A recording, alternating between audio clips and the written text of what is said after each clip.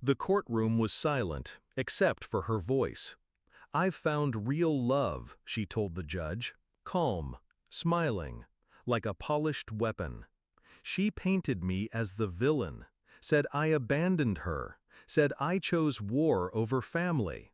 She cried when she mentioned our daughter. Theatrical, practiced. Her lawyer handed over a folder filled with carefully curated half-truths.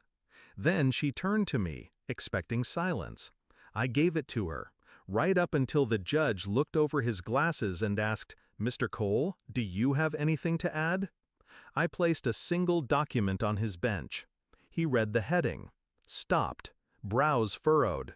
Then he looked up, at her. "Ma'am," he said slowly, "do you have any idea who your husband is?" And that's when the courtroom doors opened. 15 men walked in, suits, earpieces, all armed, Secret Service.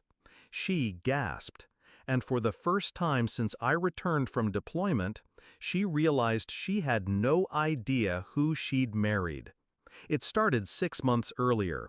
I returned from my second deployment, 2 weeks early, surprise homecoming. But the house wasn't quiet. I found an extra wine glass in the sink, 2 plates in the dishwasher, a shirt that didn't belong to me draped across the back of a chair. When she came home, her expression cracked for a second. Just one, but I saw it. Shock, not joy. She said she missed me, said I looked thinner, said she'd made dinner. Her phone lit up when she turned her back. "I miss you too. Can't wait to see you." I didn't speak, didn't confront, didn't even blink. The next day, she started locking her phone. I didn't need to shout to hunt truth. I just needed time and patience. I went through the old laptop, found backup syncs from her phone, ones she forgot existed, photos, messages, videos, him, always him, hotel rooms, my daughter in the background, sometimes holding hands with a man who wasn't me.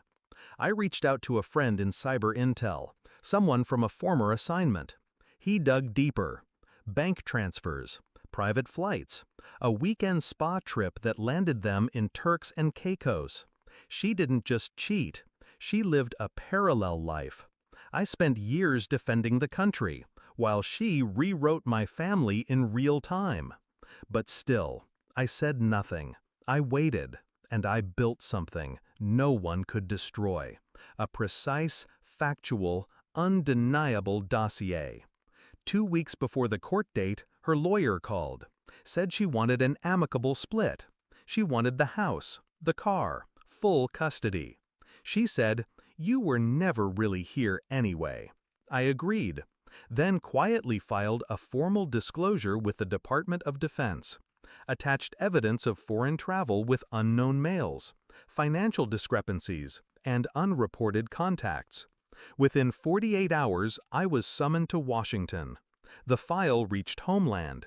They asked if I wanted to press charges. I didn't.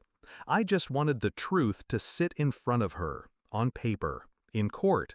So I waited. And on the day she thought she would take everything from me, she watched the Secret Service walk in. Because her affair wasn't just betrayal, it was a security breach. And she had no idea who she'd been sleeping next to. They didn't cuff her. They didn't need to. The psychological damage was precise, surgical. One agent placed a second folder on the bench, containing surveillance reports, flagged activity, and a sealed letter from the president's office confirming my clearance level. The judge looked at her differently now. So did everyone else in the room. Her voice cracked. "I didn't know. I didn't think." I turned to her for the first time. My voice was cold, final. "You wanted me to stay gone. Now you'll get your wish." She looked small, not weak, just unimportant. And, for the first time, I didn't feel rage. I felt nothing. I didn't keep the house. I didn't fight for the car. I filed for sole custody and won. She lost visitation. Classified security risks don't get weekend rights. I moved to a quiet place, somewhere without echoes of betrayal in the walls.